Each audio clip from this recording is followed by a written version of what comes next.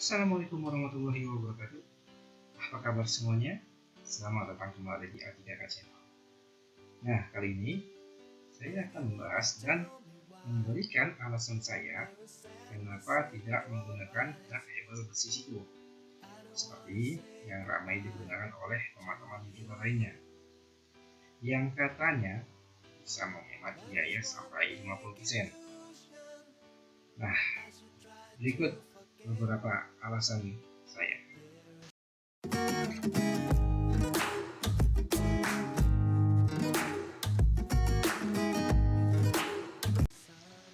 Oke, tentu dari kita semua ingin mendapatkan hasil terbaik dari pembangunan rumah kita dari segi biaya, waktu, mutu, dan juga estetika. Nah, di sini saya akan memberikan alasan dari keempat hal tersebut kenapa saya tidak memilih dak hebel siku.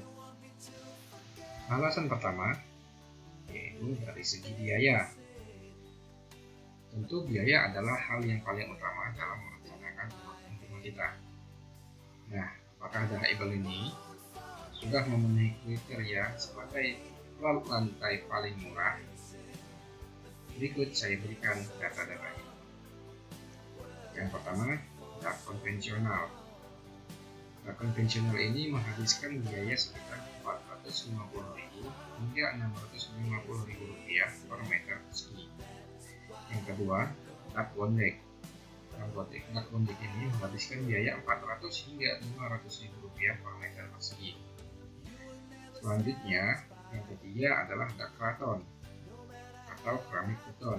Nah, di sini dak keraton menghabiskan biaya 500 hingga 600.000 rupiah per meter persegi. Selanjutnya ada metode dak panel AAC atau yang disebut dengan dak panel hebel. Nah, dak panel hebel ini menghabiskan biaya sekitar 400 hingga 500.000 rupiah per meter persegi. Dan yang terakhir yang saya ketahui itu dak hebel siku seperti yang ramai diperbincangkan saat ini, yaitu menghabiskan biaya 450.000 hingga 550.000 rupiah per meter persegi. Nah, di sini biaya yang saya hitung adalah untuk plat lantainya saja, tidak termasuk untuk pembalokan kolom maupun dan lain-lain. Oke, lanjut yang kedua yaitu dari segi mutu. Nah, untuk dari segi mutu, apakah dak hebel siku ini sudah memenuhi persyaratan SNI? Apakah sudah ada data dan pengujian labnya? Nah, dari beberapa metode yang ada, hanya dak hebel siku yang menggunakan penahan atau besi siku yang berada di luar. Sedangkan untuk metode lainnya, pembesiannya berada di dalam. Hal ini dikhawatirkan akan menyebabkan korosi pada besi siku, terlebih untuk di daerah yang dekat dengan laut. Ya, walaupun ada beberapa aplikator yang mengecat dengan anti karat, tapi kita tidak tahu akan berapa lama ketahanannya. Selanjutnya, yang ketiga yaitu dari segi waktu.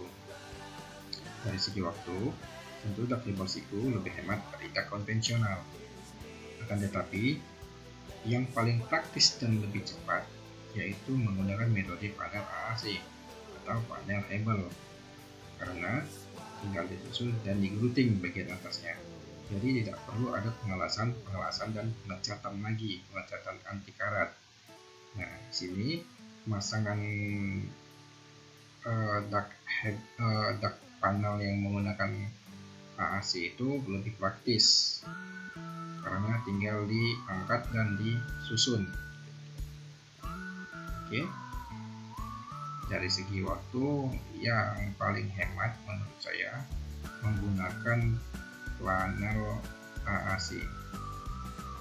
Oke, yang terakhir yaitu dari segi estetika atau penampilan. Nah, jika dilihat untuk estetika, bagian bawah dak hebel siku ini, tentu kita akan melihat besi siku untuk penahan lantainya. Terlebih lagi kalau kita hanya akan mengekspos bagian bawah daknya, tentu besi siku ini pasti kelihatan.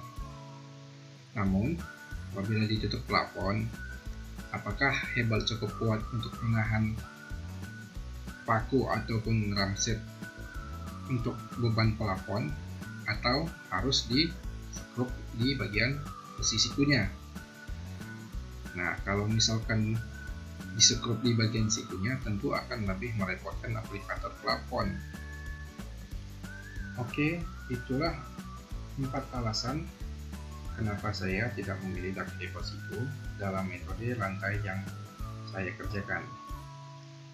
Kalian bisa melihat dan kalian bisa bandingkan sendiri metode mana yang ingin kalian gunakan.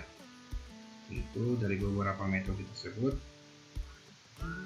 ada yang cocok dan ada yang tidak untuk satu proyek.